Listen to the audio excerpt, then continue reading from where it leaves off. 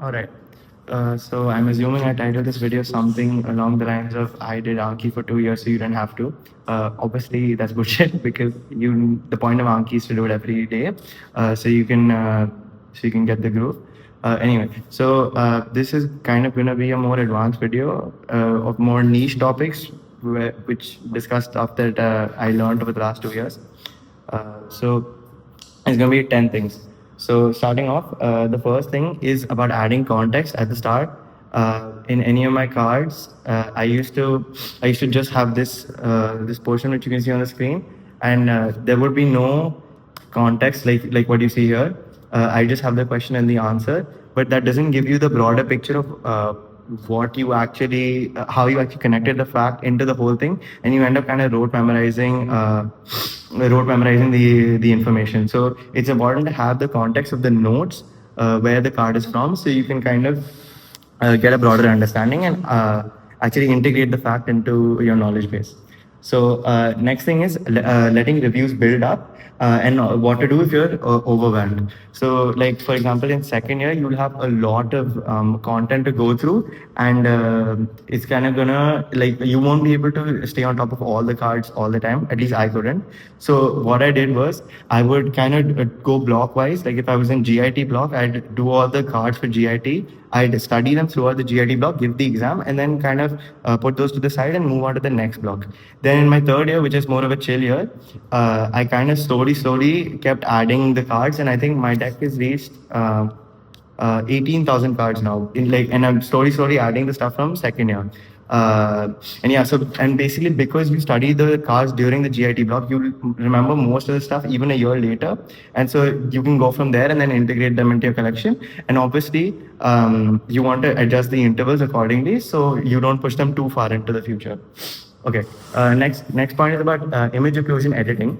So in my first video, I kind of talked about how you can approach essays and short notes using Anki, which basically discusses like uh, breaking the essay down into each page and then kind of studying each page like this. Like this is the definition for epidemiology, and then I have one thing included. So I'll try and recall that. Okay, but okay. So now the more advanced version of that is I did not know that you can edit the image occlusion using this button on the top right here. So you can go here and then you can see all of your occlusions, and if you want, you can occlude something new. You can include something new, like let's say behavioral, and then you can go to add card, edit cards, all that. So yeah, that is something I did not know. So I'm sharing that. Okay. Next thing, leaderboard. So the leaderboard, like you can see here, this is an add-on. It really, I found it really helps. Like you can push yourself and your friends. And yeah, it's a good thing to help motivate you. So yeah, an add-on link will be in the description. Okay, next thing is auto reveal. So if you click this, click settings, and you click on options, you click on shift on your keyboard and then click options, you'll bring up this menu.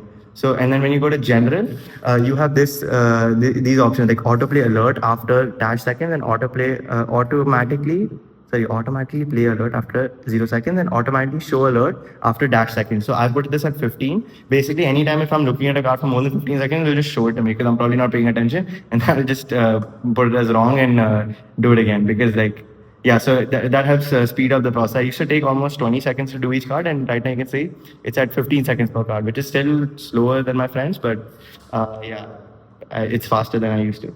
Okay, next thing, shortcuts. Yeah, shortcuts. So there's 4 shortcuts I'm going to talk about: H, U, R, and S. So H is basically to reveal the context on any of your cards. This is that same card again. Let's say I open it up, and then if I click H, it'll bring up the context. This is the first context. This is the second context. So these are my notes. So quickly, you can tap through and check your context using this command. Also, now next one is U. So I did not know that U lets you undo your last action. I used to think Command Z. So U is just faster. And also, if you're using a controller, you can map U onto it. Okay. And then R and S. So these are again related to image occlusion. So I'll just give an example. Let's say we go on to image occlusion. Find an image. Where would I find an image? Okay, anyway, fine. I don't have an image. You can use R to create a rectangle when you're occluding stuff, and then S to select the rectangles and group them, which is G. So yeah, use those three commands. It'll help you occlude your images faster. Okay, sorry, I don't have an example for that. Okay, how to recover decks that disappear. So I had this issue. If you move a deck and then you, without syncing, you do your Anki on another device and then you sync it, your deck just disappears, the deck that you move. And I had a big issue with this because I lost my entire deck basically, but it was still on my Anki, I just couldn't access it. So what do you want to do to solve that in case that ever happens to you? I hope it doesn't happen to you, but you want to go here to tools and click on check database. Check database will I'll basically send a request to the central Anki database and pull everything and make sure everything's matching. And so any decks that disappeared will come back. Yeah, I wish I knew that when my deck disappeared. Anyway, straight reward add-on. So, okay, now here you can see, so this is card ease, okay? It shows basically, okay, so every card starts at 250% ease. And as you keep getting the card wrong again and again, once the card is mature, which means once you studied it a few times, once the card is mature, if you keep getting it wrong, that ease will decrease, which basically means the card will show up more and more frequently, even if you're getting it right. So what this add-on has basically, so okay, like you can see I have 2000 cards with 230% ease. That means even if I'm getting it right, it'll show up more often than the other cards.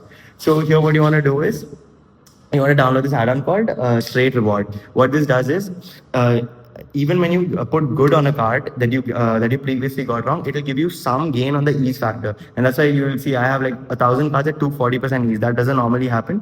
It's because I had the Straight Reward add-on, and it slowly will bump up the ease, so that it's called getting stuck in ease hell. That's the nerdy Anki term. But yeah, you just won't see that card so frequently. Okay. Now number 9 is first aid tags over BNB and Pathoma tags. So I actually made this mistake throughout my second year. This is for USMLE. So you see here, boards and beyond, Pathoma and first aid all have their own tags. And I was using the Pathoma tags and the boards and beyond tags during my second year. But the problem with these tags is they don't have every single card that is included in the first aid for that section. And so that led to like a few cards here and there being missed for every topic. So that's damn annoying. So what I would recommend is, when, let's say you're studying aortic aneurysm, you're going to do aortic aneurysm from your Pathoma. Okay, but I don't want you, like you can go to the Pathoma lecture and pull the cards from there, but also go and check the first aid tags for aortic aneurysm, because that will have every single card from the first aid related to aortic aneurysm, if that makes sense. So it'll just make sure your deck is complete and you don't miss any cards. So yeah, make sure you check the first aid tags for whatever topic you're studying. And last thing is so the missed question field for your questions that you get wrong from your question bank. So okay, this is a good example right here. So this card, blah blah blah, cataracts are caused by alcohol, basically. Okay, now I had got a card. I had got a question on UL wrong related to this. So I kind of just, this is not actually allowed, but you're not supposed to take screenshots, but you can if you want to. Yeah, I just put the question right here on the card, so that even though this is not super related, but like every time now I study cataracts, I know that the risk factors are important. And so if the card doesn't have a missed question on it, sometimes I'll just like ignore it, because that means it's not being tested in the question bank. And yeah, so that's a way you can make sure you're focusing on the cards that are important and really studying the information that you're getting wrong on your question bank. And also, yeah, just if you can, just add all your questions from the bank into your missed questions fields. Especially for UWord, they have the UWord IDs. So like if you search 22456, let's say. Okay, that's not okay. Let's try this one. 1818951. So yeah, so this is how it'll be. So related to this question, I have all the flashcards related to the question showing up here, and so you can just batch edit and add the missed question in here, and you can have access to it all the time, every time you study that card. And yeah, I hope that makes sense. I think that's about it. Cool. Bye bye.